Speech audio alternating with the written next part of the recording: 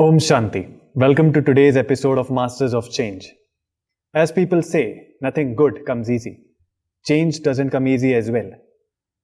The process of change is very slow. It comes with a lot of risks, failures, and also criticism. But it also opens doors to a lot of freedom, opportunities, and growth. To talk more about this in detail, today we have with us Sister Patricia from France. Welcome, Sister. Hello. Thank you for having me. It's a pleasure. Why don't you start by telling us about your journey, how it all started, at what age did you come in contact with spirituality, and how did it change your life before that and your life after that? Well, for me, it didn't start so young. I was already 40 years old, and I was working as a professional in the world of fashion, decoration, Correct. And I used to enjoy my life. I had a busy life with friends, etc. And at some point, I had the deep feeling inside that something very important was missing in my life. But I wasn't able to put a word on that. I wasn't searching for anything, but for sure, something was escaping from my life. I was missing something. So I decided to take some time off, and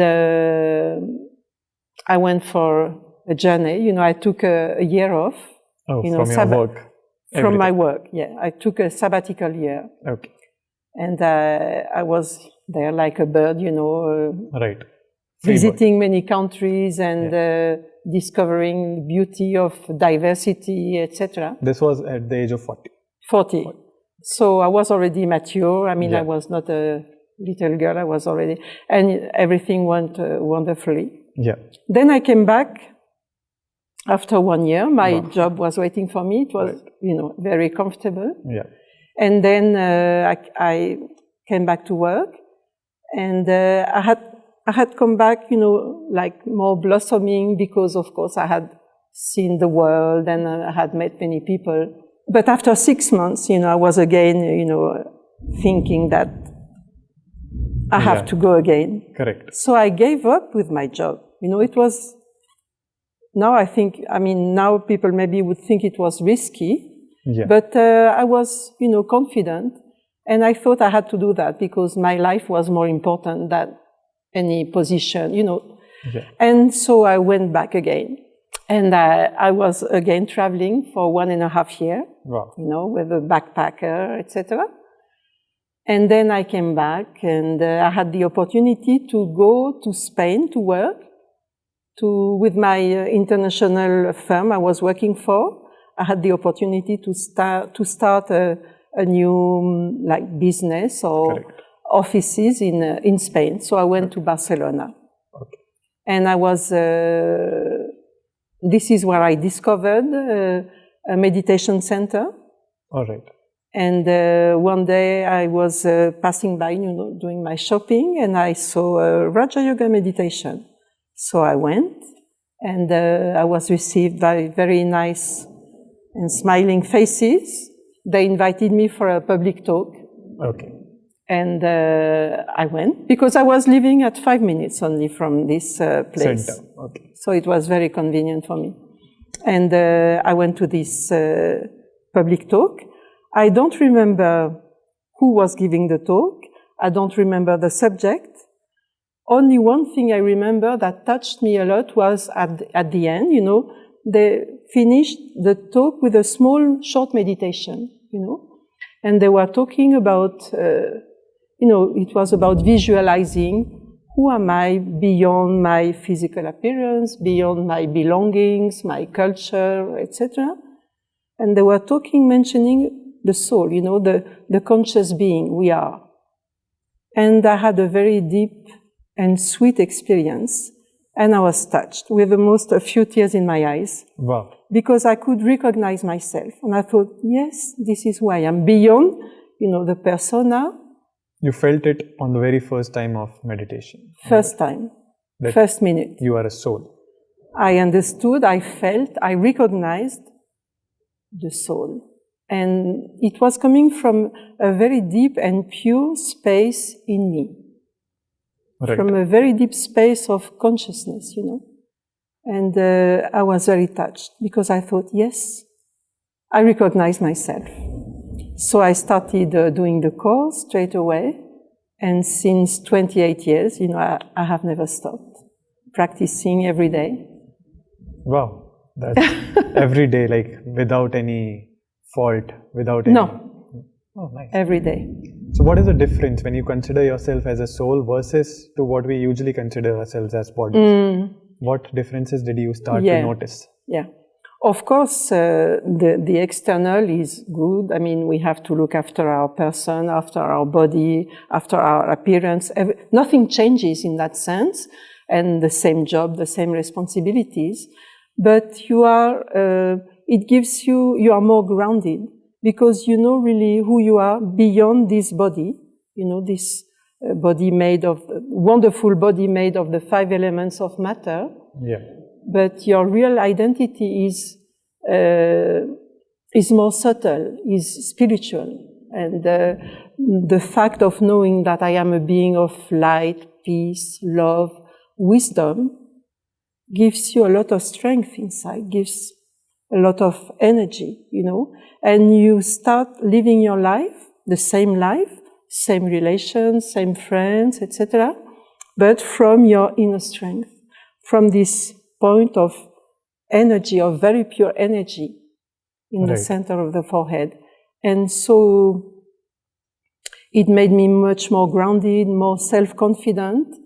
And also, because, when we are more in the consciousness of the appearance, we can compare ourselves, we like our image, we don't like our image, we are fashionable, young, old, etc. We always can feel satisfied or dissatisfied or going into comparisons. So your sense of well-being or self-esteem always fluctuates, Right. And when I became more conscious of being a soul, the spiritual being, then your value doesn't change, doesn't fluctuate according to fashions or the age or if people are kind to you or if they are not so kind to you, You become much more stable and you know your self-worth, you're more aware of your value. But what is interesting, it doesn't develop the ego, or the arrogance. It's a stage of self-esteem that makes you don't have to prove anything, Right. You just know who you are and it gives a lot of inner peace. Also, fears fade away. Because, I don't have to prove anything. I do my best to be the best of myself, to be the best me. And that's a lot.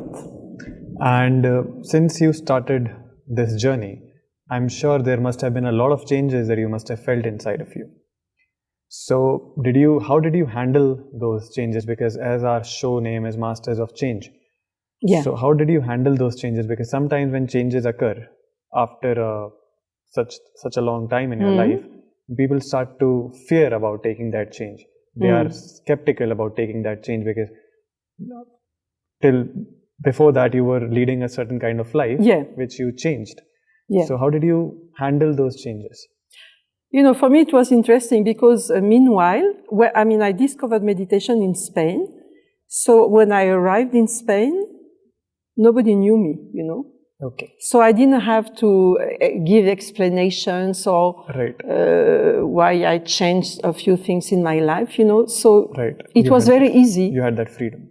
I had that freedom, total freedom, with no comment from people who would have been surprised, because, for instance, I became vegetarian because I was more inclined into a more peaceful and healthy food.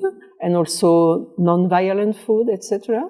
Did someone from the organization Brahma Kumaris you were attached with, did they ask you to leave or did it happen naturally to you? They explained me that according to your diet, it will give you a certain type of energy or another, because what we eat, we are what we eat. Yeah. And we are like, the body is fueled, the body and the mind are fueled by what we take. Correct.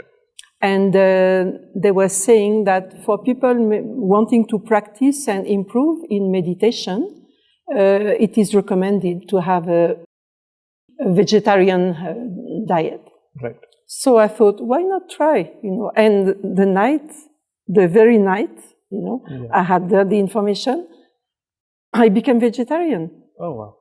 Because anyway, I like animals, and I have always been very sensible or sensitive, I don't know if you say it. Correct. Sensitive. To the animal suffering. Yeah. So, but it was in my diet to eat non-veg, so I was doing that. But I felt a liberation, when I heard about vegetarian diet.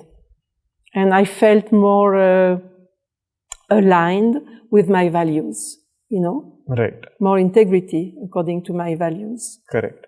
What are the other lifestyle changes that you experienced apart from changing your diet? Well, I think, sometimes we need to find to be entertained by others, by going out or maybe consuming, maybe alcohol. I was never, into that, but, sometimes you can feel like that, doing that, because you feel the need to be entertained, or because maybe you find your life a bit boring or whatever. But from the moment I started meditation, I felt so fulfilled inside, so much happiness and inner peace, that my life became more simple, Okay. I kept the same friends and relations, but I was not so needy, because I was already Content inside. Content, yes. Inner satisfaction, contentment. So you become more free internally. And this is also very liberating, because you need very little. Because everything is inside. Right. And we make things complex by ourselves by finding it outside. Yeah. Do we? I think when there is a state of emptiness inside, we tend to search outside. Because what human beings, what do we search? We search love, happiness, peace, harmony. Right. But when I understood that I was made of happiness, the soul is made of this subtle energy of peace, happiness, wisdom, strength. So you just have to cultivate your inner beauty. Right.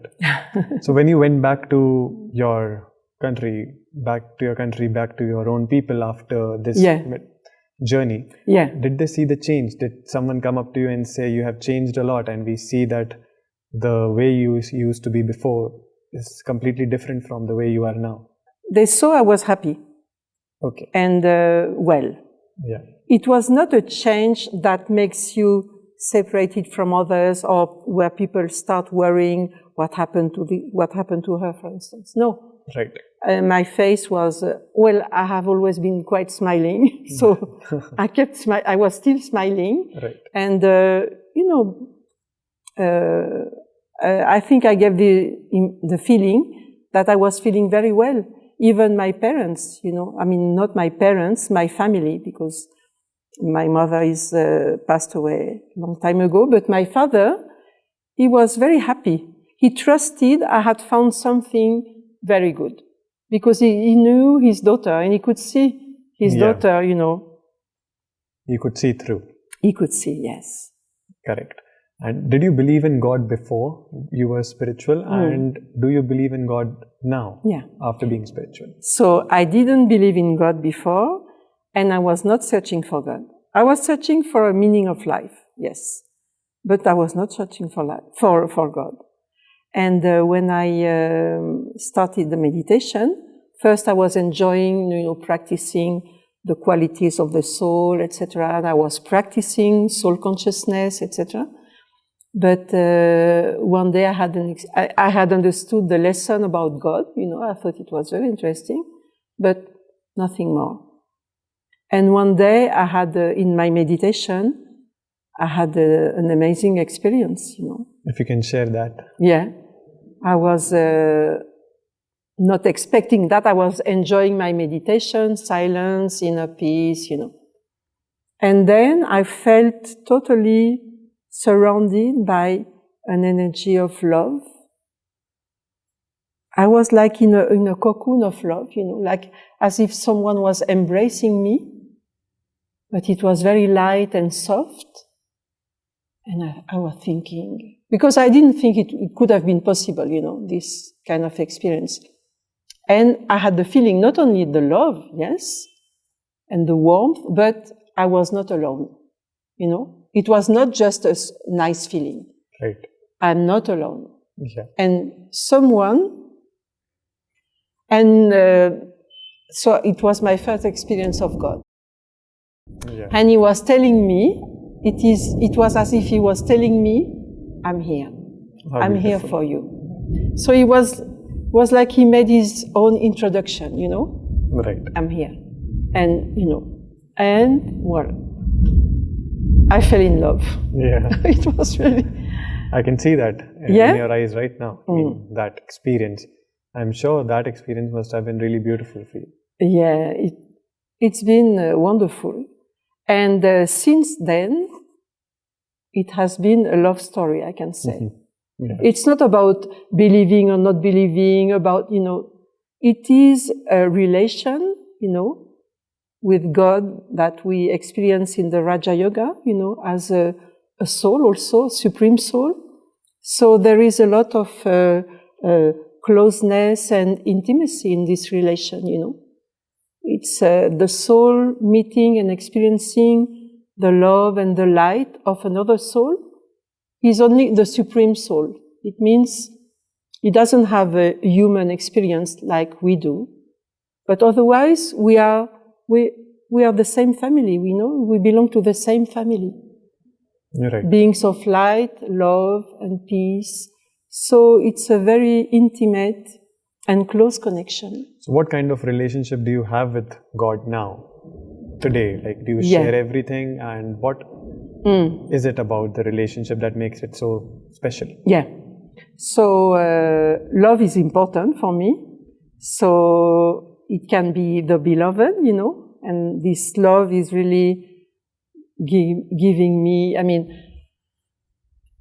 the love of the human beings is wonderful, of course. It's a wonderful experience to give love and to receive love from human beings. But the quality of love from God is the love, pure, without expectation, pure, and you feel accepted the way you are. Fulfilling, more fulfilling. Totally fulfilling. Yeah. And this love is so pure. I had the experience that is healing wounds and fears, It is like a very pure energy that goes into your soul, into your heart, and like soothing, healing. Wow. So what do you think would happen if you don't meditate for a day? If you don't what do you think? Because it hasn't happened in the last 29 years, you said? 28 years. 28 years. Yeah. So what do you think will happen if you, let's say, don't sit in meditation and not connect with God for a day? Yeah. Well,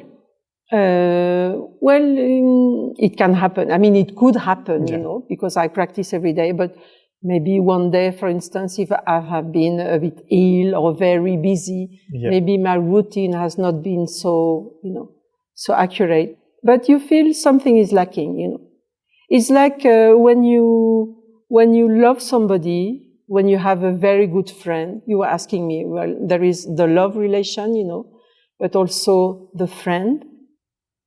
So when you have a very good friend, you enjoy seeing that person every day, because you catch up, and it's really a living relation. A good diet will make your body healthy. Right. Well, my meditation makes my soul and my life, very stable, healthy, balanced. Right. So as you said that you experience many relations with God, like God can be a friend as well as different relations you experience. So doesn't it make you detach from the real world, like from people, because you are experiencing all the relations with God? Yeah. So doesn't it make you detach from other souls which are present here on earth and make you self-indulgent? No.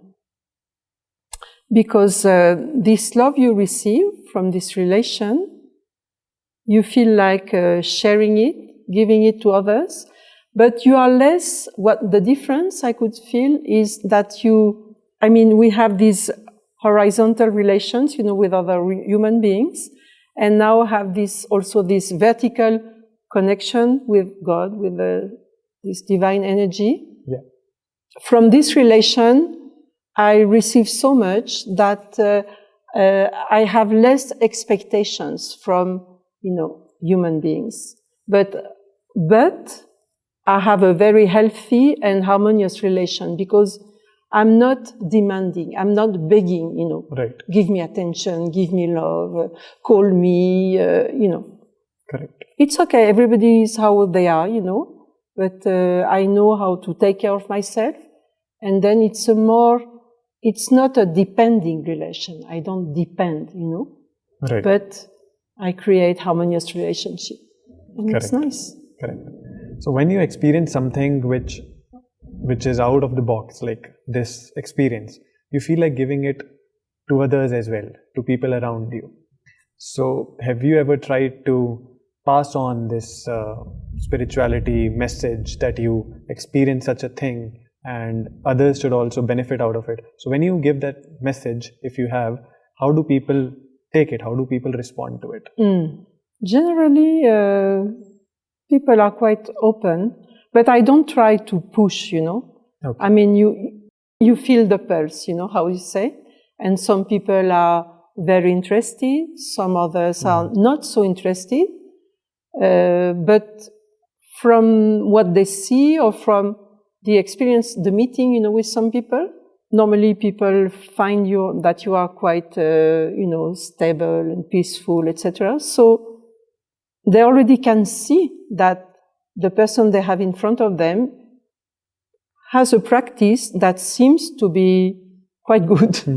I don't have to convince anyone. I don't try to convince, so I'm not pushy, Right. You don't try to sell it. No, I'm not selling anything. Anyway, it's free. Yeah. But, and some people are very interested, At least I am explaining my own experience. Right. And if they want to hear more, I am very happy to share more, Right.